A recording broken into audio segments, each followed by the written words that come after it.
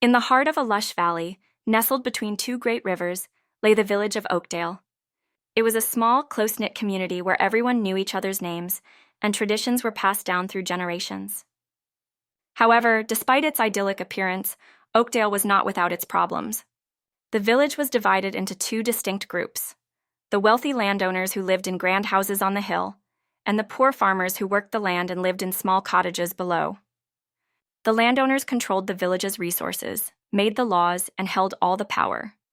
The farmers, on the other hand, worked tirelessly to till the land, plant crops, and harvest them, but they had little say in how the village was run.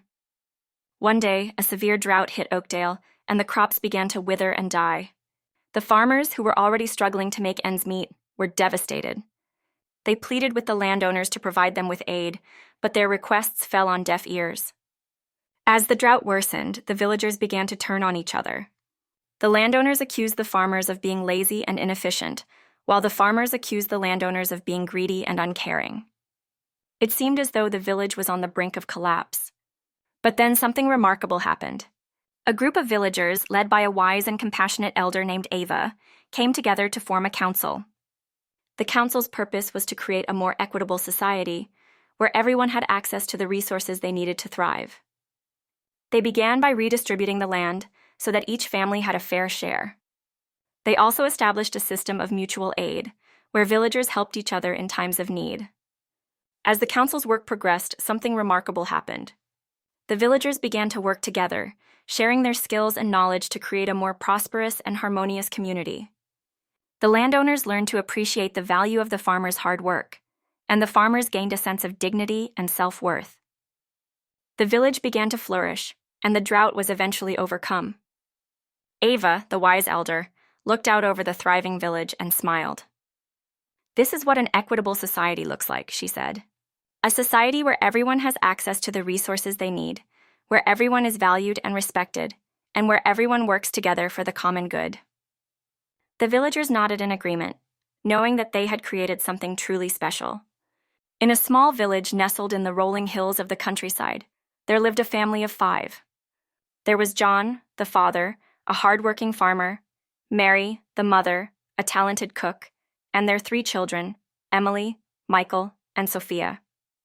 One evening, after a long day of work, John returned home with a basket full of freshly harvested vegetables and fruits. Mary was delighted to see the fresh produce and immediately began preparing dinner. As the family sat down to eat, Mary realized that they had a limited amount of food, and she needed to divide it fairly among the 5 of them. She thought for a moment and then came up with a plan. "Let's divide the food into 5 equal portions," she said. "That way, everyone will get an equal share." John and the children agreed, and Mary began dividing the food. However, as she was about to serve the portions, Emily spoke up. "Wait, Mom," Emily said. "I'm really hungry today. Can I have a bit more food?" Mary looked at Emily and then at the others. She realized that Emily was indeed hungrier than the others, but she also knew that she couldn't give Emily more food without taking away from the others. "What do you think we should do?" Mary asked the family. Michael suggested that they give Emily a bit more food, but Sophia disagreed. "If Emily gets more food, it's not fair to us," Sophia said. John, who had been quietly observing the conversation, spoke up. "I think I have a solution," he said.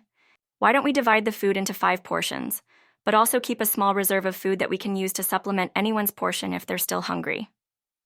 The family thought about John's suggestion and agreed that it was a fair solution. They divided the food into 5 portions and kept a small reserve of food that they could use to supplement anyone's portion if needed. As they ate, Emily was satisfied with her portion, and the others were happy knowing that they had all received an equal share.